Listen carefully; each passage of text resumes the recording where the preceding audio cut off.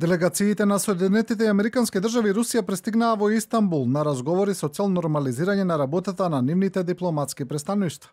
Новинарите снимија неколку возила како влегуваат во зградата на рускиот конзулат во центарот на Истанбул.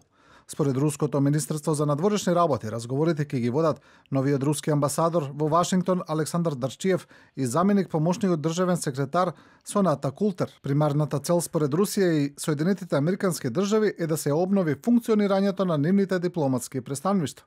И Американскиот Стејт Департмент објави дека американските и руските делегации ќе се сретнат во Истанбул за да разговараат само за функционирањето на нивните дипломатски престаништва.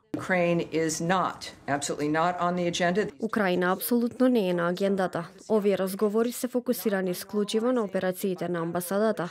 Нормализирањето на пошироките билатерални односи може да се случи, како што јасно кажавме, само штом ќе има мир меѓу Русија и Украина. Во Украина пак Русија изврши напади со беспилотни летала врз украинскиот главен град Киев и Миколаев на југот на земјата. Украинскиот претседател Володимир Зеленски изјави дека Русија започнала нова пролетна офанзива, обидувајќи се да ја пробие украинската одбрана во регионите Харков и Суми. По заробувањето на двајца кинези, украинскиот претседател Зеленски тврди дека 155 кинески државјани се борат на страната на Русија во војната против Украина.